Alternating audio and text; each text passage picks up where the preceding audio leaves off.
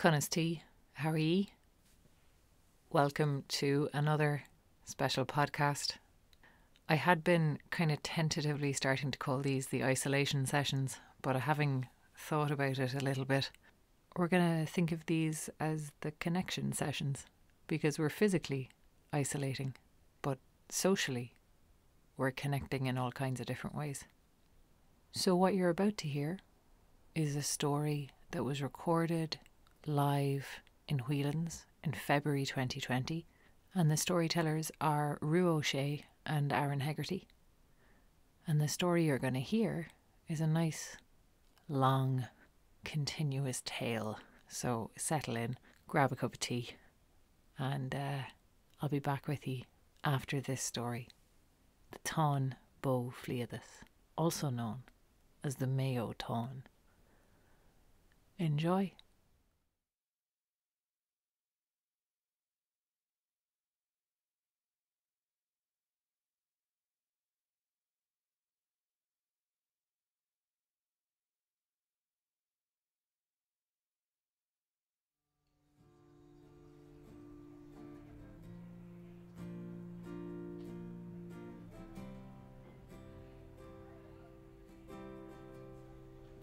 In a great hall, King Cruchur MacNassa observed the people gathered there. He was a young king, not long in this position.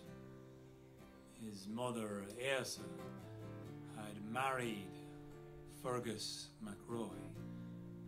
Fergus of the long, brilliant sword, the O'Con. Fergus, who looked as though he was a great oak tree when standing next to any other men, because he would stand head and shoulders above them with a big curly head of hair. Fergus, who foolishly offered up the kingship of Ulster in exchange for Nassa's son to claim the kingship for just a year. But after that year went by, he was not let take back the kingship by the men of Ulster. They decided they preferred Cruchur. Now Cruchur was newly in his kingship, as he observed people playing music, telling stories, and feasting, until they heard a cry. This shriek was from inside the belly of a woman married to Phelimwood the harper. His wife fell down, he caught her, and this shrieking noise of a child unborn was very unsettling for anyone who heard it. Every woman's ears pinched as people moved back away from this unholy sound, until Cafa the druid, he placed his hand on the belly of this woman and quietened that shrieking sound. In that moment he was met with a vision. He saw that this child would be born and her name would be Deirdre, and she would lead a tragic life of love, jealousy, and despair. And she would be the most beautiful woman Ireland had ever seen. And so she would rip the Crave Rua in two.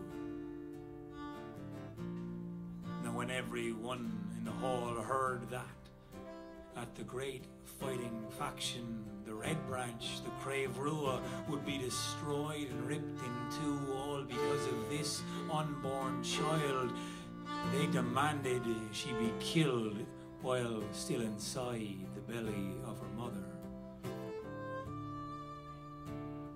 Fergus did not know what he would do, but it was not his choice to do anything. And he looked at the young King Cruchur, who had a heavy burden now to make this decision. And he decreed the child would not be killed. He would show mercy, and the child would be left to grow up in a secret place. And when she came of age, he would marry her. For a while this was fine. Fergus McRoy was put in charge of the boys' troop of Owen Maca to train the great heroes, the next generation, the sons of the great Crave Rua, and he taught so many of them the honour and justice, the way of the warrior, to fight fiercely in the battle and always to uphold your word, to match words with great deeds. And he trained young Satanta, saw him change his name, become Cuchulainn. He trained his own sons, Rough Red Buena, Manya, and even Crohor's sons as well. And as he trained so many, Fiaku and Fiaca, he saw Nisha, Anlan, Ordon be the greatest warriors he'd ever trained. These were like lions in the fight, and it was said that if Ulster was empty of anyone at all but the three of them, those three men could stand shoulder to shoulder and clear out any enemy that came to Ulster. So fierce were they in the fight. Then news came to Fergus that they had ran away to high-hilled Alban, because Nisha had stolen the heart of Deirdre, and Deirdre had fallen in love with Nisha. For a time he was heartbroken not to have those three men by his side, until he begged Crohor to let them back. Years went by. So many years he thought Crohor's mood might have changed. He thought the anger that had risen in him might have been subdued. He thought perhaps that ego that had flared as he declared that their heads would roll for the injustice of stealing away his bride-to-be might dissipate. And so he went to high-hilled Alban when Crohor sent him with a promise that he would forgive them and let them back into the Crave Rua. Fergus did not see the trick coming, as he was led away to a feast the day he brought back Nisha, Anla and Ordon to Ulster. And Fergus was under a gesh never to refuse a feast, and so he left their side. And when he returned to Owen Maca, he saw it in flames, and he saw the heads of Nisha, Anla and Ordon roll down the hill as he took out the great sword Leocan, and with an arc like a rainbow he cut down 10 men that came at him then, these Munster mercenaries that were sent to fight the three warriors, Nisha, Anla and Ordon. And he rose a great cry to rip the Crave Rua in two, to fight for honour or to fight for their king.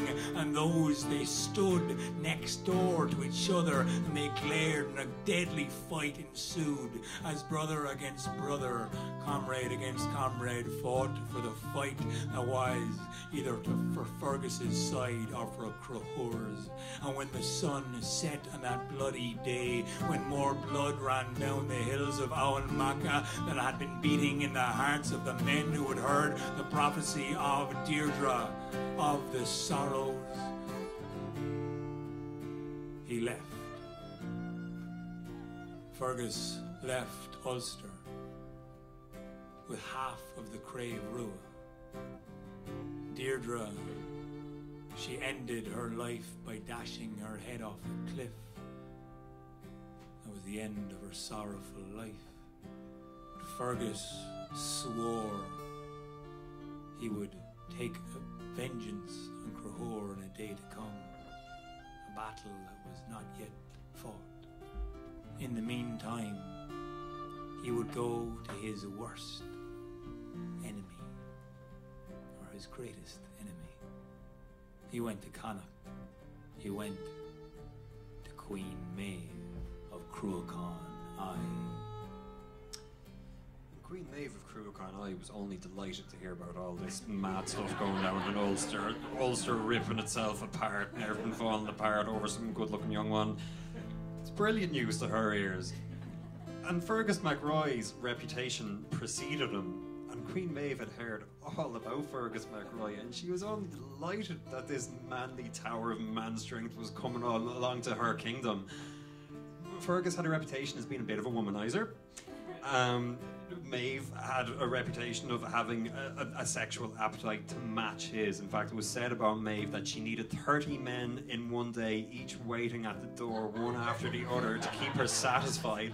Or, and this is my favourite bit, as she was about to find out, she either needed that or Fergus MacRoy. Oh, indeed.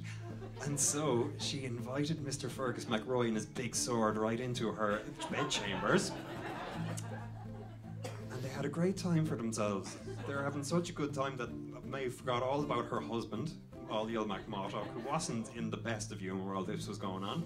Now, Maeve and Ailill, by necessity, had this pact that neither of them could have any jealousy between them. And they were both terrible at living up to this pact. It was a disaster, it didn't work, but they sort of went along with it anyway. Ailill was so put out, so upset, so demasculated by this situation that he thought he'd get his own back on Mr. Fergus' big sword. And he went and he robbed that big sword and replaced it with a wooden replica, and Fergus MacRoy failed to notice because he was highly distracted at the time. Anyway, Fergus and Maeve were off having a great time for themselves, and all of the other Ulster men in the hall of Cruachan were having a great time too, because they'd been welcomed in as esteemed guests of the Queen of Connacht herself. And when you're an esteemed guest of the Queen of Connacht, people have to treat you as such, and they were being wined and dined, and every single one of their needs was being looked after to the most minute detail. And they were all absolutely delighted with life, except for one fella. His name was Bicru of the Bitter Tongue. And he earned that name because he was a bitter little bollocks who liked causing lots of trouble. In fact, Bicru pops up in stories from time to time, and it's always to serve the same function. Things are going a little bit too well, so Bicru comes along and he stirs the shit and he makes everyone nice and angry and pissed off, and he just kind of sits back and enjoys the drama as it unfolds around him. This story is no different. Bicru,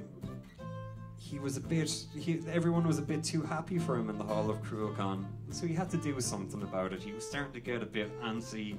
He wasn't being able to wind anybody up, so he was about to head out and explore Connacht and see what trouble he could find out in the lands. The lads all warned him, just, whatever you do, Bicru, stay away from the Gown Ria, from that fighting tribe of Connacht, from that tribe of warriors who were the match of the Red Branch Knights of Ulster themselves. And Bicru, his interest piqued. He asked a bit more about this Gown Ria tribe of warriors, and he was told that their leader was a man by the name of Ailill Fionn, a charismatic, handsome, well-liked, high-status individual who had many great battle deeds behind his name and under his belt. And his wife, her name was Fliadas, and she was a beautiful, beautiful woman with soft flowing hair, a woman so in touch with nature that nature would just blossom and flower and bloom all around her just in celebration of her very presence. And a woman who had magical links to the other world, who could step in and out of this world and the other world, and who, it is said, one day stepped out from behind a rowan tree, leading behind her a cow with red ears. Because red ears is a sign of a magical thing from the other world, in case you didn't know that. And the cow with red ears was called the Whale, and this cow was indeed a very magic cow indeed. They owned loads of cattle because they were hot shit, you know, that's how you knew you were really hot shit back in the day. But this particular cow really made them like super hot shit, and everybody knew about it. It was really cool. Because this cow could feed 300 men with one milking. You could run an army off the back of this cow, the Whale, and they were very pleased to have it. So, Bicru, having accrued all this information, made straight for Dún Fliadas, the fort of this beautiful soft-haired woman, to see what would happen.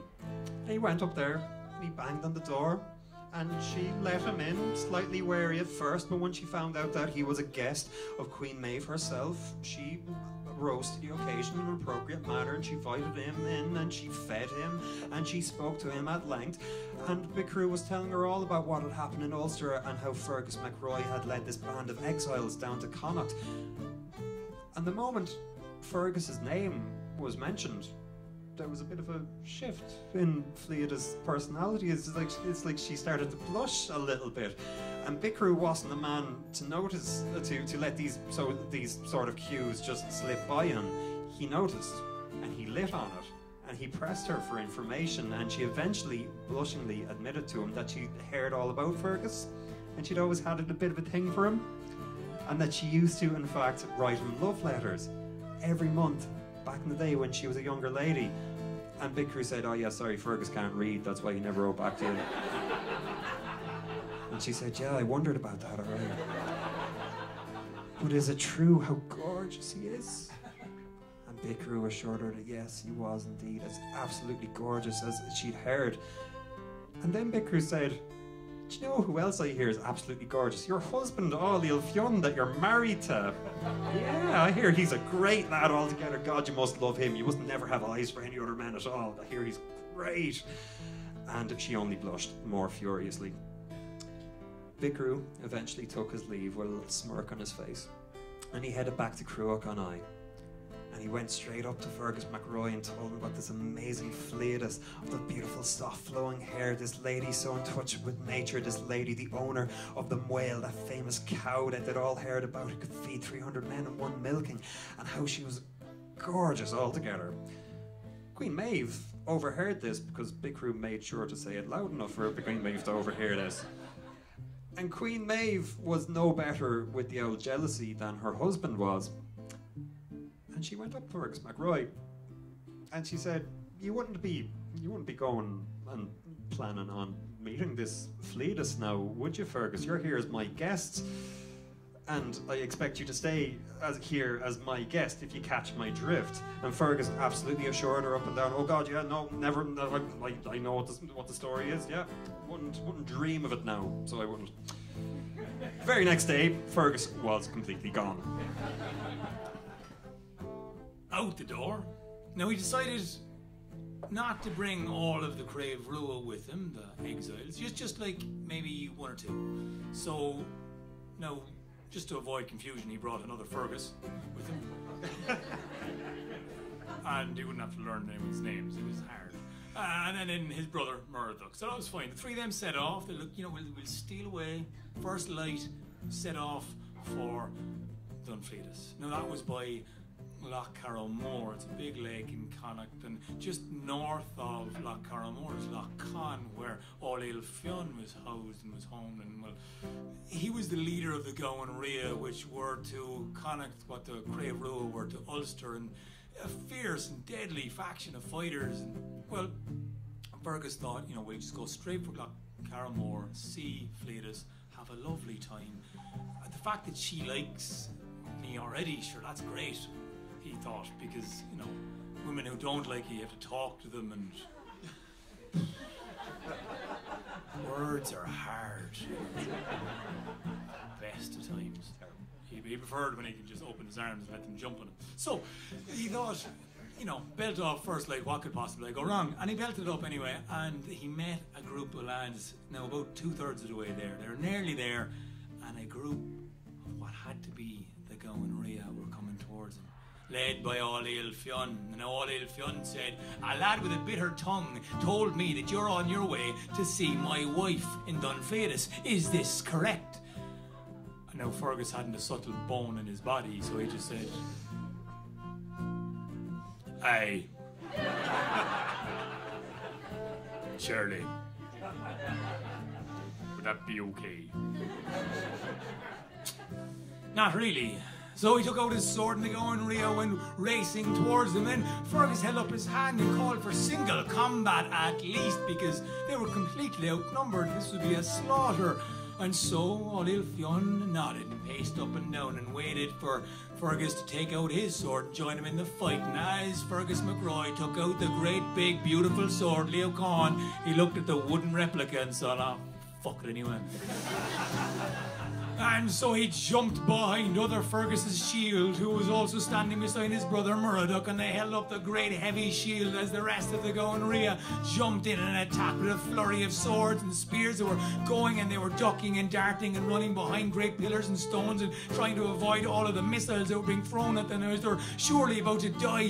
Fliadas came walking towards them, and she seemed not to leave a footprint in the grass as she moved so effortlessly and fast. She draped a gown over the shield, stopping all swords and spears, because she kind of had that effect on people. She didn't have to say anything. Everyone was just a bit confused. That's what the garment over the shield meant. Were they friends now? Are they supposed to stop fighting? They all looked to old Fionn, and well, he didn't know what the fuck to do either. Fliadas very calmly said, "These are my guests. Let them into Dunfliadas, and please don't kill them." Old Fionn said yes, of course, fine. And so as soon as they were inside the gates, he grabbed other Fergus and Murdoch and threw them into a cell, into a jail, and said he can rot there for a while. And then he stripped Fergus McRoy off and hung him outside on the walls of Dunfliadas, pegging him with stones, laughing and jeering, and looking at Fliadas, thinking, he's not that well hung. But back in Cruachan, a lady who considered him well hung indeed, heard this news that her favourite plaything of the day was currently hanging bollock naked outside of Dunfliadas. And Queen Maeve didn't take well to this piece of information at all. She took it as a very personal, insulting thing. And an anger came upon Queen Maeve. And when an anger comes upon Queen Maeve, shit goes down. And so she gathered all of the tribes of Cruachan, all the fighting men together to assemble an army. But that army didn't seem quite big enough to be dealing with this problem just yet. So she got all the Ulster men who were still hanging around and got them to fill out the army a bit more. And she thought, I'm still pretty angry, I want more people. So she sent for some mercenaries from Munster to come and fill out the ranks. And they came like that. And when they arrived, when the army was full, they set off marching through the barren lands of Connacht, getting whipped by the Atlantic wind as they went on their ways. Now the local people reacted with great hostility when they saw the sight of these Munster mercenaries, when these Ulster men, they didn't know what was going on, and they didn't think it was going to be anything resembling something good. And so they attacked from the shadows, from the forest. They flung weapons, and a spear came flying through the air, aiming directly at Queen Maeve's heart. She got out of the way at just the last moment, but that spear hit her daughter, who was riding along behind her daughter Red Cana, her beloved favourite daughter, who had come along with her. And Red Cana fell off her horse, bleeding from her chest. She went pale and she died there and then on the ground. And Queen Maeve sang a lament for her. It said, "Dig ye her grave," and her grave was dug, and 7 whole days of mourning and ritual were observed by Queen Maeve and her army. At the end of those 7 days, there was a different energy by Queen Maeve. So she went and she put on her favourite green dress. This is her dress that she wore when she really wanted to create an impression. And she wrote 8 identical letters. She wrapped them up in an identical manner, in identical parchment. And each of these 8 letters contained a very similar message. These were letters for the leaders of the Gownria, for 8 of its strongest warriors. And she asked them all to meet her at different points, different times, in and around Dunfliadas before the sun rose. These messages were sent out, and each one of these 8 men responded to them. And Queen Maeve rode out to these 8 men wearing that very seductive, highly influential green dress, and told them that were they to abandon the Gownria and join her army, she would make them the king of the Gownria once Fionn was disposed. And she told each and every one of these 8 men the exact same message. And each and every single one of them adhered to it and abandoned Áil Fionn and joined Maeve's army. And by the time the sun rose, the rest of that army had caught up with Queen Maeve. And Queen Maeve stood outside Dun Fliadas, where Fergus MacRoy was still hanging naked, looking down. And the battlements were armed by the Gaunria, who were ready to fight. And the approaching army surrounded Dun Fliadas, and their weapons were bared, and they were ready to fight. Then, Áil Fionn stepped out, and he said, "There's no need to waste life here. We can do this by single combat." Áil MacMurtough, who is Queen Maeve's husband, that jealous little fecker, he piped up and he said, "Well, it's the Ulster men's leader who is dangling naked above us. Obviously the Ulster men should be the ones to fight Áil Fionn." Grumbling, they adhered to this. And the first Ulsterman stepped up and he fought with Áil Fionn and was swiftly put to death. Same happened with the second Ulsterman and the third, while Fergus MacRoy watched on from above, weeping with anguish and frustration, watching his friends die beneath him. After many fights, eventually all the single combats for that day were put on hold until the next day. Fliadas invited her husband Áil Fionn over to have a drink of mead. At first he was hesitant, he wanted to keep his wits about him, but she insisted. She told him how much he needed a drink, how much he deserved it after that day of fighting that he just had. So he had that drink of mead, and then she insisted that he had another one and another one and another one until he was absolutely langered, lads. Until he was absolutely wrecked. And Fliadas, questioning herself at every moment, wondering if it was the right thing to do or not, but following her heart maybe a bit more than her head, sent a message out to Queen Maeve's army telling them that now was the time to strike if they wanted to free Fergus MacRoy. And strike they did. Áil Fionn, not being compass mentis enough to defend his army, to lead his people, decided to run away, and they followed after him in hot pursuit by Queen Maeve's army.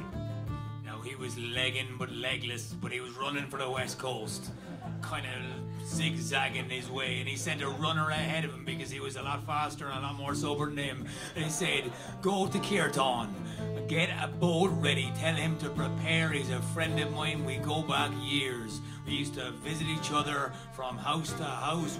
We've known each other a long time. We'll get a boat ready and we'll sail. Don't worry, it'll be grand. We've got it all sorted." And so he wasn't quite so sure, was his leader very wise in this decision, but he went anyway.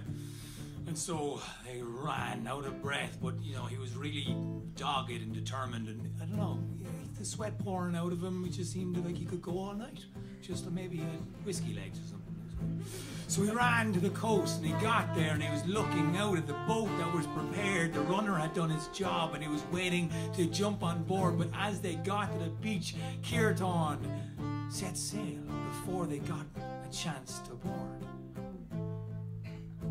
He was shocked and horrified, and he called to Caertáin saying, "What are you doing? You're sentencing us to death." And Caertáin looked back. He said, "You don't remember the last time you were here, do you?" And he said, What are you talking about the last time, man? Maeve and her army and the mercenaries from Munster and fucking Fergus, the bollocks, and they're all about to kill us. What the fuck is wrong with you?" He said, "You really don't remember, do you? The last time you stayed in mine. You sure you don't remember? What are you talking? The fuck is wrong with you? I'm gonna die. You don't fucking remember sleeping with my wife, do you?" "Oh, but I thought we were good friends. We could share. You don't like sharing wives." "Oh, fuck it." It was totally worth it though. Fuck you anyway. And he picked up a stone and he threw it through the head of Caertáin, knocking his head from his shoulders, and it landed on the beach. And from that day forward, it was named Tráchan Caertáin, the head the beach of the head of Kirton. Now, they legged it and he was still kind of legless, but they got to a hollow. Lugn the Follow was the name, the bloody hollow. And they stood there and they said that's where they would make their last stand. As 90 men of the Goan Ria were with all Ilfionn, they slowly but surely got surrounded by Maeve, Fergus, the Red Branch, the mercenaries, and the men loyal to Maeve. And as they surrounded and were getting hounded in, all of the Goan Ria, they fought valiantly, but they filled that hollow with their blood as they died. But all Ilfionn, well, he killed more men that day than he killed in the entirety of this battle, until Fergus finally got his sword back off All-Il MacMurtough. Finally he faced All-Ilfionn and he said, this time you'll die. And then, in a moment of inspiration that was recorded by the bards and the poets that saw that moment, they took down what All-Ilfionn said, because he came out with one of the greatest poems that we still have today, as he said these words verbatim: "May you die, monster scum with wet arses, without cerements or mourning, and be chased around this bloody hollow by the hounds of hell until the end of time. Fuck ya." It's a bit maybe not true. And then he fought Fergus, and it was said that he died like a prince that day, but die he did. Fergus had a bright idea. Yeah, because Fergus realised that, like, all he wanted was a bit of romance, maybe a bit of a ride with your one Fliadas, and this has all gone a bit out of hand. He's looking around, it's like this dead fella with his head off in front of him, and this whole army, and your man Kirton back at the beach, and it was all a lot like, he just wanted the ride. Maybe I can rescue this situation, thought Fergus. Yeah, a present. She'd be grand if I get her an old present. And he turned to the lads and said, what do you reckon? Like, get her a present? The lads said, that sounds like a brilliant idea, Fergus. What'll be? How about flowers? And Fergus was just like, why would I get her flowers? They're really easy to kill. Like, it won't mean anything to her. Do you know what was really hard to kill? This lad, her husband. I know what he'll do. And he picked up All-Ilfionn's head, stuck it on a big stick that he found nearby, and said, she's gonna love this.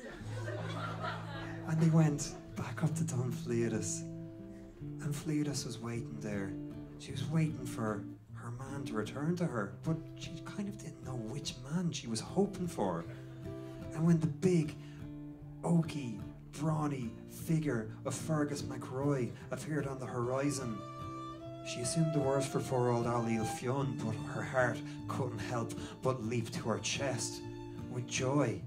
And Fergus approached her, and he had a friendly smile on his face, and he was advancing towards her, and he had something behind his back too, and she wondered what it was. And when he got right up to her, he took it out behind her and presented her husband's head to her like a bouquet of flowers. She was absolutely traumatized. She fell to the ground, crying, weeping, lamenting, keening, talking about All-Ilfionn, all his great deeds. Like, her sense all of a sudden came rushing back to her, that this big, brawny fucking Egypt from Ulster had just killed her husband, that she had kind of participated in a quite a significant way, and now her husband was dead. She was very upset, lads. And Fergus was just standing there thinking, I don't understand women at all. Fair. She's got her a nice present, thoughtful. She was inconsolable, and Fergus couldn't get her to move. He looked around helplessly at the lads, and they were just kind of like, I don't know, get the cow at least. We'll salvage something from this. Go get the whale. But the whale was absolutely inconsolable, and the whale was weeping and lamenting just as much as her owner, Fliadas. So Bicru of the Bitter Tongue got over to the whale. He knelt down in front of her and he whispered something in the whale's ear. And nobody knows what it was that he whispered. But the whale stood up anyway. And the whale started following Bicru along. And Fliadas eventually got up off her feet, still sobbing. And the army started marching back down south towards Cruachan. thinking that that was the end of this strange little chapter of their lives, until they came to a big open plain, a plain that would soon be known as the Plain of the Whale. And they were met with a very strange sight indeed. See, all of those other leaders, Maeve had offered the leadership of the Gowan Ria. They got talking to each other, didn't they? And they realised that they'd been tricked, and they didn't like being tricked. People in Mayo today still don't like being tricked. And so they all got together.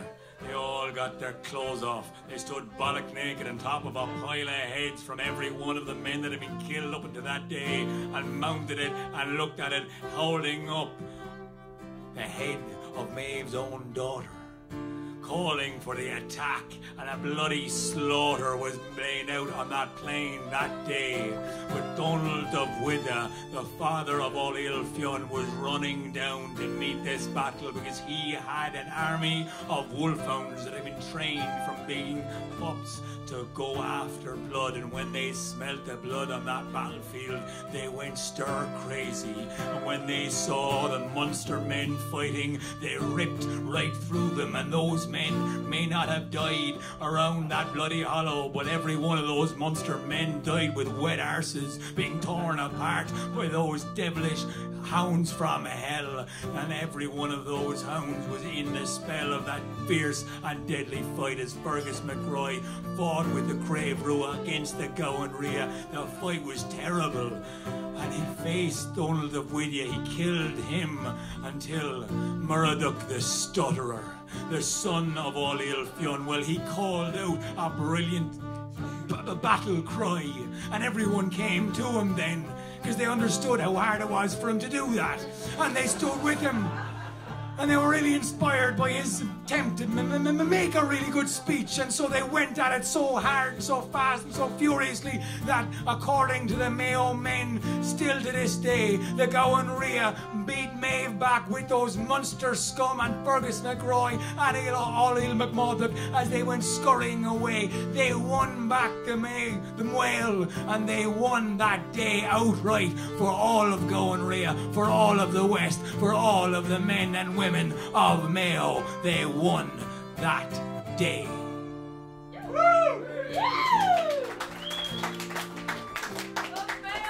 And they all lived happily ever. I'll just cut you off there, Aaron, actually, and there's an alternative ending to the story. So people of Connacht will tell you that the Gowan Ria won the day, and that they won the Whale back, and that Fliadas went back with them and settled back into her life, and it was all fine. It was a great victory for the Gowan Ria. However, if you were to talk to somebody from Ulster, you might get a different story. They would tell you that Queen Maeve's army actually repelled the attack of Murdoch the Stutterer and won the Whale, and that was the reason that they were able to fight on Tombo Cúnlina shortly thereafter, that they were able to march that entire army off the milk of the magical whale, and that Fliadas, in fact, went back to Ulster with Fergus, and they lived happily ever. No, they lived happily for a little while until one day they decided to go out for a walk, and they went to a forest, and in that forest a river flowed through it. And Fergus, all of a sudden, this pensive mood seemed to come upon him, and he walked out into the middle of this river, and he beckoned for Fliadas to follow him, which of course she did. She followed him right out to the middle of that river and touched him on the hand and asked him what was on his mind. And Fergus turned to her and looked at her with this headnum that she'd never really seen by him before. And she said to him, "Do you remember back in Connacht? Do you remember up at Dun Fliadas, at your old home? Do you remember that time you betrayed your husband? I don't think I could trust a woman who'd do that." And Fergus, some people say, grabbed her then by her soft, lovely hair and brought her head down to the water, where she died. The end.